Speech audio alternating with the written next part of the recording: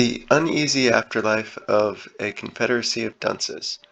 The book has long been considered a classic, but 40 years after its publication, its virtues seem inextricable from its flaws. By Tom Bissell, January 5th, 2021. After John Kennedy Toole died at age 31, the tragedy of his short life was complete, but the melodrama of his literary standing was just beginning. John Kennedy Toole, one of the most famous failures in the history of American literature, spent most of his life being good at things. The prized only child of older parents, Toole began high school at 12 and finished at 16. He entered Tulane University as an engineering major. Predictably, he was a teenage math whiz, but switched to English after a year. Following Tulane, he attended Columbia and earned his master's degree with a barely re-edited version of his undergraduate thesis, for which he received high honors. Toole's academic specialty was 16th century literature, with a focus on the plays of John Lyly, whose work was formative for Shakespeare. At 22, Toole became the youngest professor in the history of Hunter College. In 1961, he was drafted by the Army and wound up teaching English in Puerto Rico, where his innovative language classes earned him frequent accolades and promotions. He was also a talented mimic and a surprisingly graceful dancer. As one of his female friends said, it would be easy to fall in love with a man that could dance like John Kennedy Toole. In 1969, at the age of 31, Toole asphyxiated himself. In despair, it is often assumed, over his failure to publish A Confederacy of Dunces, the comic novel he wrote mostly while stationed in Puerto Rico, and which went unpublished until 1980, when it was released by Louisiana State University Press. Dunces details the adventures of a scabrous, slothful, and hippopotamically fat medievalist named Ignatius J. Riley, who lived in New Orleans with his overweening mother, Irene. Over the years, many who've read the book have assumed that Riley is Toole's comically exaggerated alter ego. It's not an outrageous insinuation, as Toole, too, was a medievalist, struggled for much of his life with his weight, and hailed from New Orleans. Furthermore, Toole's overweening mother, Thelma, was instrumental in getting her late son's book published. She famously cornered the novelist Walker Percy, then teaching in the city, and demanded that he read it. Even with Percy backing the book, it took 3 long years to place it. Whenever a talented artist kills himself or herself, we're conditioned to view the act as having a kind of tragic nobility. Another oversensitive canary, say, in society's poison mine shaft. But as Cory MacLauchlin establishes in Butterfly and the Typewriter, his exemplary biography of Toole from 2012, the author of A Confederacy of Dunces didn't kill himself merely because his novel went unpublished. In fact, most everything people have assumed about Toole's life and death is at least a little wrong. Shortly after its publication, the Chicago Tribune described Dunces as a cry nobody heard, but the novel wasn't a product of despair. It was written with discipline by a confident, steadily ascending young man. As for Ignatius, he appears to have been heavily modeled on Bobby Byrne, a burly and amply mustached medievalist whom Toole met while teaching at Southwestern Louisiana Institute. Byrne, like Ignatius, believed that human society peaked around the 14th century and reliably dressed like a slob, much to the amusement of the always stylish Toole. The last year of Toole's life began with his re-enrollment at Tulane to finish his Ph.D. He was soon suffering from severe paranoia, culminating with him standing up in class and declaiming a plot against him. Following an argument with Thelma, he lit out on a 2-month road trip that ended with him sticking a hose into his car near an unremarkable clearing in rural Mississippi. Thelma, who had more than nothing to do with her son's deteriorating mental state, destroyed the suicide letter. Today, one of Dunce's most haunting passages has Ignatius admitting in his journal that he's begun to think about how his mother would react if he died. Quote, "I can see her at the funeral," end quote, Ignatius writes. Quote, "A shoddy lost-cost affair held in the basement of some dubious funeral parlor." End quote. Ignatius predicts that the inherent tragedy would soon become melodrama, but his creator was spared that fate. In fact, Toole's funeral was quiet. Only 3 people attended. While the tragedy of Toole's short life was complete, the melodrama of his literary afterlife was just beginning. I first read A Confederacy of Dunces when I was in my early 20s. Of that reading I can recall only a vivid, tingling antipathy, akin to walking into a party and realizing instantly that you want to leave. The book, which has become a classic of Southern literature and a mainstay on college syllabi, is entertaining, by any metric, the work of a hugely promising young writer. It's also repetitive and numbingly antic.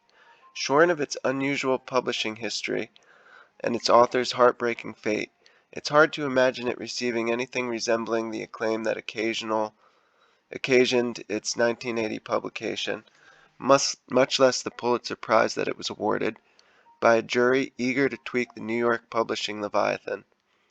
Toole would almost certainly have published better novels had he been given the opportunity to write them. Still, as I settled into the book again, 23 years later, I was surprised by how much I enjoyed it. For one, there is its impish spirit.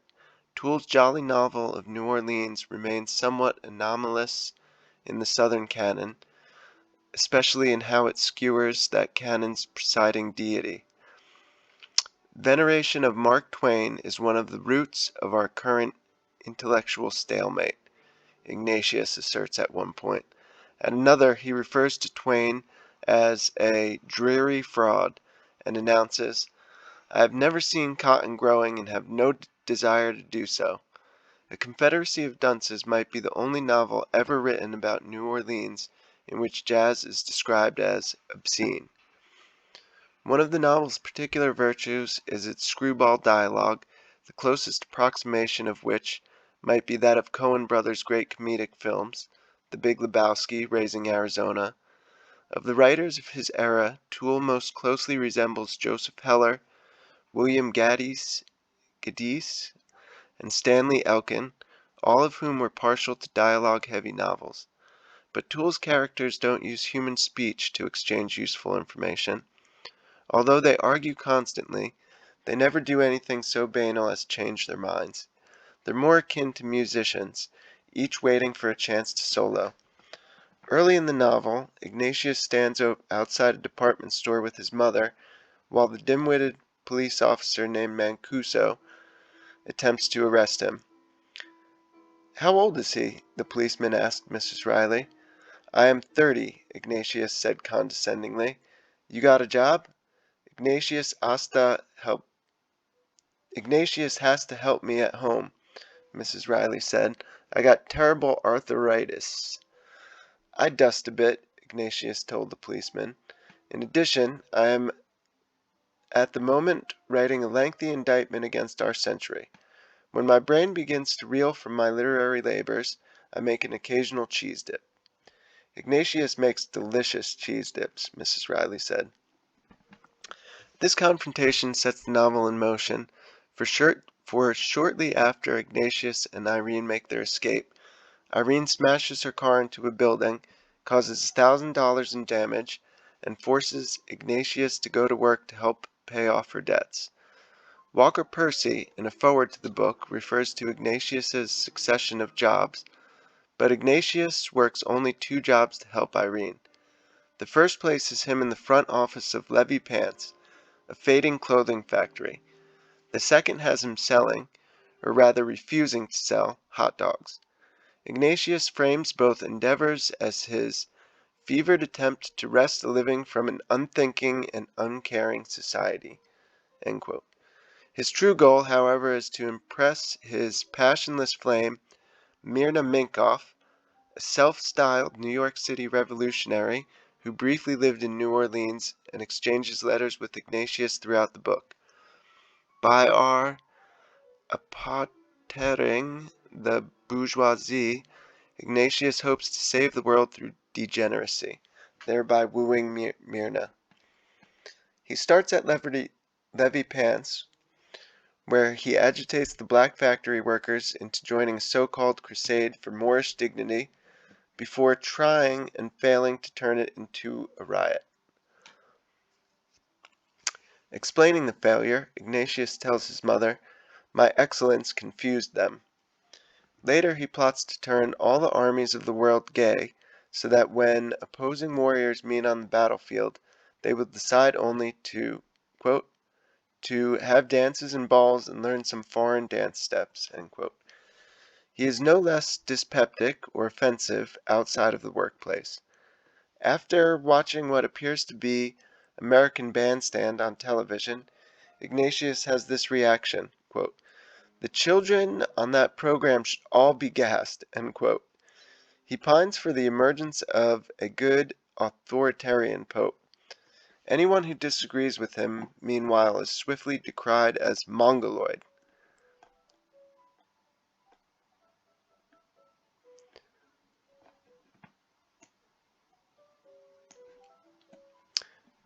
These antics, so jarring to modern sensibilities, can nevertheless be hilarious. The Levy Pants sequence especially is a comedic tour de force. But Ignatius simply is not compelling enough to make lovable the repulsive qualities that his creator takes immense pains to describe, such as the smell of his body, old tea bags, we're told, his filthy bed sheets, or his volcanic flatulence. By the time I hit page 241, which finds Ignatius feeling worse and worse, and describes how, quote, "great belches tipped out of the gas pockets of his stomach and tore through his digestive tract," end quote, I suddenly recalled why I found the novel so repellent the first time I read it. It's not that I don't like or can't relate to Ignatius. No serious reader should care about such things.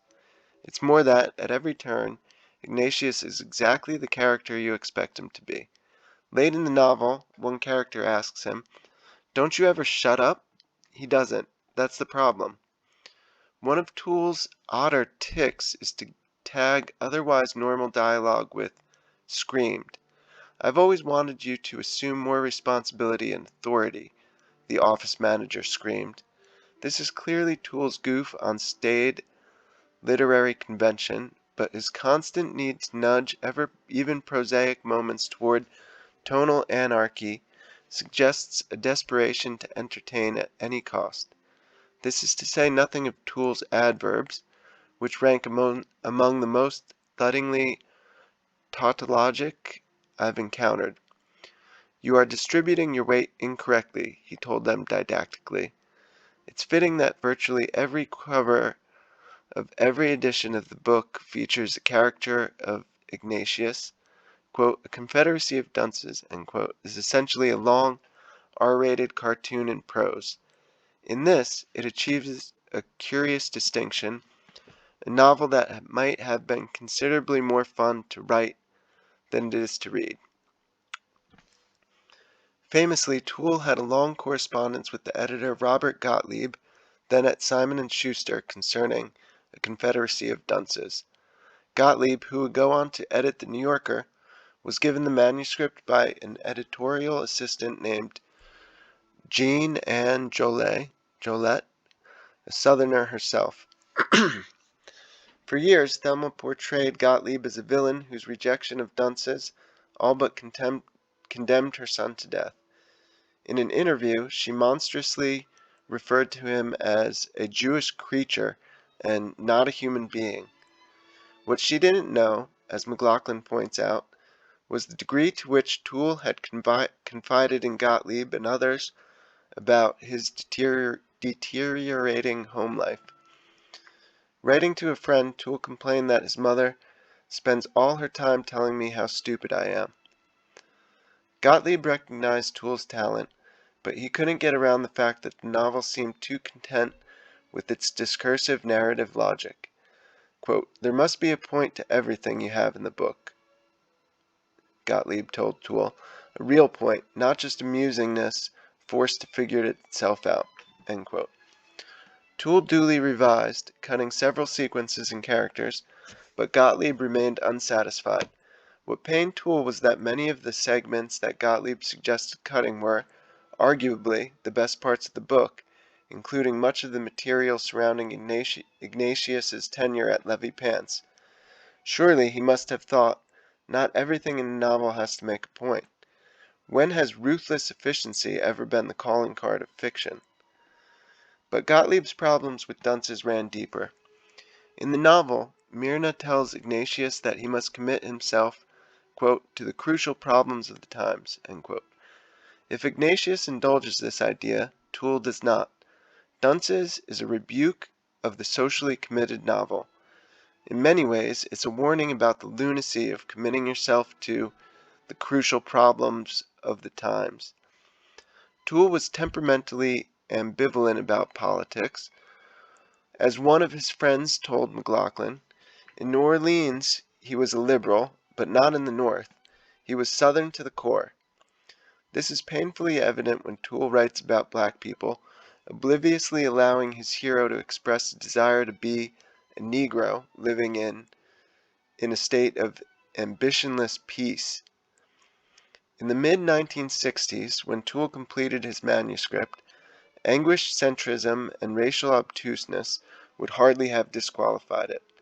But a few years later, when Toole was trying to publish the book, America was well into its latest flirtation with civil war.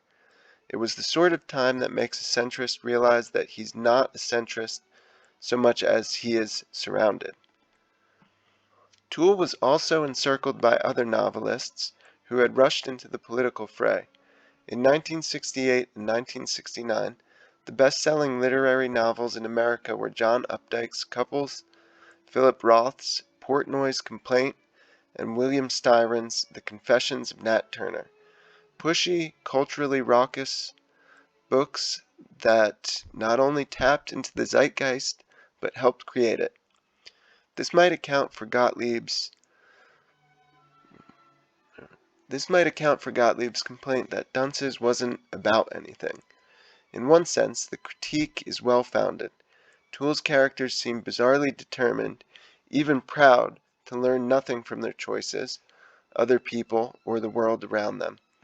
At the end of the book, when Ignatius's plans have come to ruin and his mother arranges for his involuntary commitment to a psychiatric facility, Myrna miraculously pops up to whisk Ignatius to New York. Quote, "Just wait till they hear all that originality pouring out of your ears, or of your head," she tells Ignatius. "To think that I fought your wisdom for years." End quote, he responds. Whether Toole intends this to be a happy ending is an interestingly open question, but if you're the type of reader who needs fictional characters to grasp the importance of self-improvement, or the importance of anything really, such opacity is frustrating. Toole either didn't care about or couldn't achieve a traditionally satisfying narrative. What did interest him? Character, mainly, though a peculiarly prescribed form of it. Over and over in Dunces, Toole launches into his obdurately one-dimensional creations into predicaments that they are comically incapable of understanding, and then mercilessly records the results. Artistically speaking, this is the book's core problem. The thing that makes it interesting is also the thing that makes it unsatisfying. Solving the problem Gottlieb identified meant ruining the logic of the novel Toole had written. Gottlieb requested that Toole come to New York so that they could discuss specific editorial suggestions. Somehow, Toole managed to screw this up. Twice he traveled to New York to see Gottlieb. Twice the editor was out of town. On the second trip, Toole suffered a nervous breakdown in the Simon & Schuster office, which MacLauchlin views as the first outward sign of Toole's decline into madness. And yet Gottlieb continued to correspond with him. "I have to come out of this, though, or I'll never do anything," Toole wrote to Gottlieb. "Please write me short or long at any time," Gottlieb responded. "Cheer up, work." After their last exchange, Toole put Dunces in a box and began his final spiral toward infinity. According to MacLauchlin, Toole was influenced by Cervantes, Dickens, and Evelyn Waugh. From Cervantes, he likely inherited his love of episodic, picaresque narrative. From Dickens, his fondness for grotesque yet effective characterization. From Waugh, his taste for mock heroic snobbery. With the breakdown of the medieval system, Ignatius writes in one of his treatises, the gods of chaos, lunacy, and bad taste gained ascendancy. That Toole might have been only half kidding when giving voice to such pronouncements was suggested 40 years ago by the critic Jonathan Rosenbaum. Quote, "A fair amount of the author's ridicule and venom is reserved for female liberals and liberationists," Rosenbaum noted, while the book's ostensible right-wingers, such as Mancuso, the moronic police officer in desperate search of someone to arrest, are usually depicted as lovably harmless and ineffectual creatures. End quote. Rosenbaum, who admired the novel, nevertheless judged it to be reactionary. Well, there's reactionary and there's reactionary. Ignatius doesn't want to go back to the 1950s or even the 1850s. He wants to go back to the 1350s. For anyone contemplating the book today, the tendencies that Rosenbaum identified might be the most arresting thing about Toole's novel, even more than its literary achievement, which despite the book's longueurs remains considerable. As I soldiered on beside Ignatius, I was struck by the purity of the archetype that Toole had inadvertently created. You see, one of Ignatius's greatest joys is going to the movie theater and closely reading the credits. Quote, Ignatius noted that several of the actors, the composer, the director, the hair designer, and the assistant producer were all people whose efforts had offended him at various times in the past. End quote. Once the film starts, Ignatius cries out, quote, "What degenerate produced this abortion?" End quote. To make matters worse, Ignatius's favorite superhero is Batman, who, he explains, quote, "tends to transcend the abysmal society in which he's found himself. His morality is rather rigid, too. Also, I rather respect Batman." End quote. And here is Ignatius at his most horrifyingly, presciently archetypal, watching a film starring an ingenue with whom he's obsessed. How dare she pretend to be a virgin? Look at her degenerate face. Rape her. End quote. Early in the novel, Ignatius tells us, "I am an anachronism. People realize this and resent it." End quote. In 1968, Toole's hero demystified one of the country's finest editors of fiction. In 1980, he seemed harmless. 40 years later, his red-pilled malcontent calling for a theo-fascist revival seems something else entirely. Ignatius J. Reilly, the godfather of the internet troll, the Abraham of neckbeards, the 4chan edgelord to rule them all, was no anachronism. He was a prediction.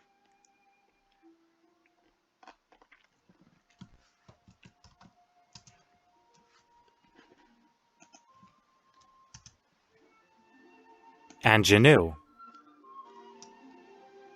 Ingenue, an innocent or unsophisticated young woman, especially in a play or film.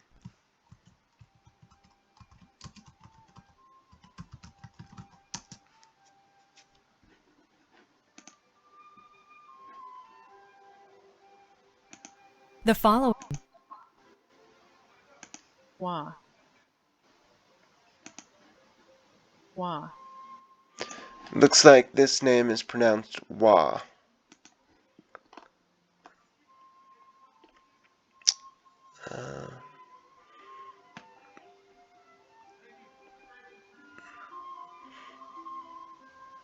I forget the other words that I mispronounced.